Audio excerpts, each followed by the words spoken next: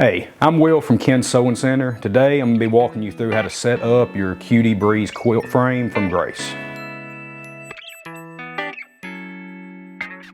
First thing we're going to do is step one, attaching the tracks to the sidewalls.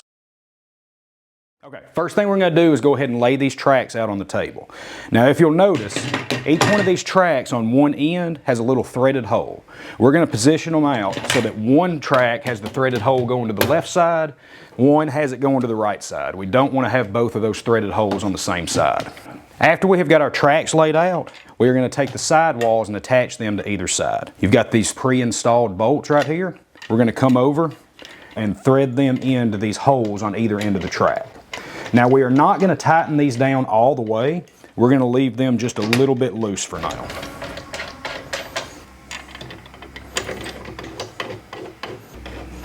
Now we're going to move on to task 2, aligning the tracks with the bottom carriage. Now if you'll notice on your carriage here on either side, it's marked side A and side B. Depending on what type of machine you're going to be using on this frame will determine whether you have side A or side B facing the front of the frame. If you're going to be using a machine like a Cutie long arm that already has wheels attached to it, you are going to do it with side A facing the front of the frame. Today we're going to be putting a regular domestic machine on here, so we're going to do it with side B facing the front of the frame. Now once I have it on here, what we're going to want to do is move the carriage all the way to one side of the frame and then back to the other. Do that just a couple times, and what that's going to do is align these tracks with the wheels that are on here. Once we've done that a couple times and everything's aligned, these screws that we left loose earlier, we're going to go ahead and just tighten those down. Now we're going to work on starting to assemble our top carriage. The first step in that will be task 3, attaching the handles to the top plate. Do that. You'll see these holes right here on the back of this black plastic piece. We're going to take our handles, slide them through the back of these holes. Once we've got these in here, these little holes right here, we are going to take the M4 by 16 millimeter bolts and just go ahead and tighten those in. You are going to have 2 for each handle.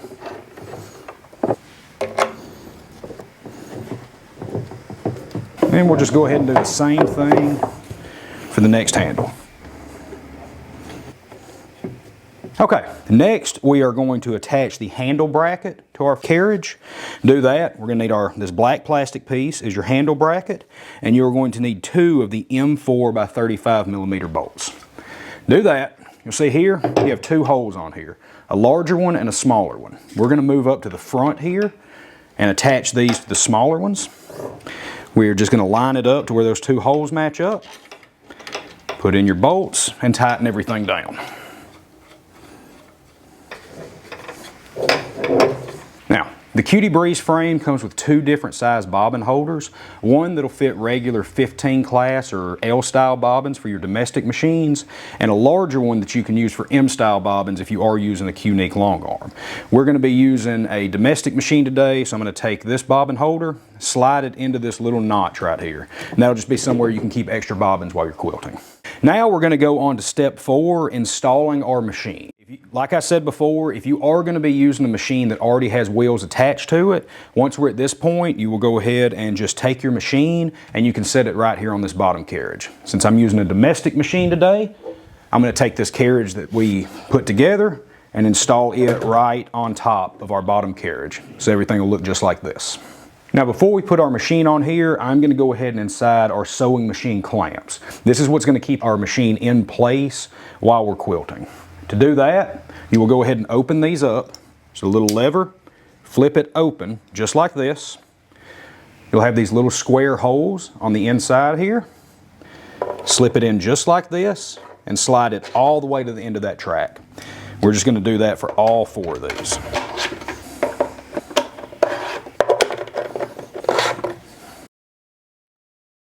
Now we're ready to install our machine onto the frame. We'll take our machine, slip it right in here, and lay it down in between all 4 of those clamps. Now you can see this machine I'm using right here. It is just a little bit too wide to fit in between these back clamps. That is completely fine. What I'm going to do is just take these back clamps out, go ahead and set the machine on here. Once I've got my machine installed on here, I'm going to take both of these clamps and just push them as far into the machine as I can and then lock them down. So now what we're going to do is we are going to measure the length of our machine. We'll need to know that for the next steps in the installation process. And when we say length, we're not talking about throat space. So it's not just from the needle to the back of the machine. We're going to be measuring from the back of the machine all the way to the front of it right here. I'm going to go ahead and measure my Baby Lock Allegro I have here. Mine measures in at about 16.5 inches. Go ahead and just write that down. That way you'll have it when we need it for the next steps. Step 5 is going to be adjusting our rail holders, which will be these two pieces you see right here. This is where needing to know the length of our machine is going to come in handy. So, if you will see right here on these rail holders, they have 3 holes. One of them is right here. These bolts are already installed on it, and this is called hole 3. You've got hole 2 and hole 1. Same thing for the front side right here. Now, if your machine is 16 1/8 inches to 20 inches of total length, you're going to go ahead and just leave these the way they come already installed. If you are using a smaller machine, which is sized 14 1/8 inches all the way up to 16 inches, what we're going to do is unscrew these bolts right here, move this gray bracket to hole 2, and then reinstall them. If your machine total length is 14 inches or less, you are going to uninstall these 2 screws, move this gray bracket all the way up to hole number 1 for each one of them, and reinstall that bolt. Next, we're going to move on to step 6, attaching the front rails. Now we're going to go ahead and attach the right front rail first. Right front rail is going to be the one that has this little black knob on the back side of it. To do that, all we are going to do is slip it on top of these 2 black posts right here. Then you've got these securing pins. It comes with 4 of them. Those are going to slip in to these holes right here, and that's going to hold it in place. We're going to repeat that process for the left-hand side of the frame. Next, we are going to install the front rail onto our Cutie Breeze. Now, if you look at the front rail, one side you can see screws on it, the other side is smooth. We're going to install this with the screw side facing down. Just slip it over each end here, push it back as far as you can. Now, for this next step, you're going to use, should be the last 2 screws you have left in your pack. It's going to be the M4 by 25 millimeter bolts. To do that, we're just going to thread them through the only empty hole that is on the underside of that gray piece. Now we're going to move on to step 7, installing and adjusting the take-up rail. Before we install the take-up rail, we're going to want to adjust these side rails right here. To do that, we are going to unlock these handle clamps, little black metal levers, just lift up on both of them, and then this whole mechanism will move up and down freely. What you want to be able to do is this empty hole right here, you want to be able to look through it and be able to see over the bed of your machine right here. So if you look through this and you can see the bed of the machine, you need to raise it up. Now on the side here, you can see how it's marked with numbers. I'm set at 4 on each of these, so what I'm going to do is go to the other side of the frame and adjust it up to the same height. Now we're ready to install our take-up rail. To do that, we're going to take the take-up rail holder that does not have the black knob. It's just the open end. We're going to slide our take-up rail through that. Then over here on the other side, we're going to slide this end into place and just tighten down on this black knob. Now we are going to adjust the height of our take-up rail. To do that, we're going to want to take our take-up rail clamp and clamp it right onto that bar, just like that. Now what we're going to want to do is make sure that we can move our machine freely underneath the take-up rail. Now, if we could not move our machine because it was rubbing up against this clamp, what we would want to do is just come over to one side of the take-up rail arms, raise them up. You don't want to have a huge gap right here, just barely be able to see daylight in between that clamp and your machine. Now we're going to move on to step 8, managing the foot pedal cable. Now there's 2 different ways you can do this if you're going to be using a foot control to run your machine on the frame. First way we're going to do is if your work surface is between 23 to 26 inches deep, so back to front like this right here. If it is between 23 to 26 inches, what we're going to do is go ahead and slide the frame as far to the back of our table as we can, just like that. We are also going to move our machine as far back on this upper carriage as we can, just so that the back of the machine is flush with the back of this carriage. Now for this table that's less than 26 inches deep, what we're going to be doing is running our foot cable underneath the back side right here. So first thing we're going to do is take our foot control, plug it into our machine, and then to make sure that our foot cable doesn't move around and get caught under our wheels, we're going to secure it to the back of this carriage right here. We're going to use the zip tie and the tie mount that comes included with your frame. The tie mount, you peel this back and you'll have a little sticky side right there, and we're going to stick that on the bottom carriage just underneath where the foot pedal hangs down. Next, we're going to take our zip tie, run it through the tie mount, and then come through, secure it just like that.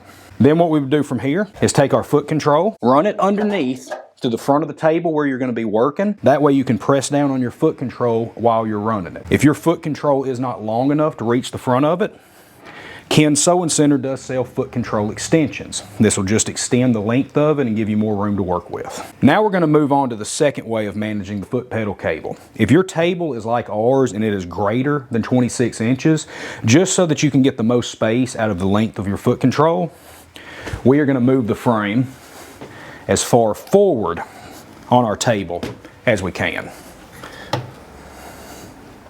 What we will do now is go ahead and just plug our foot control in.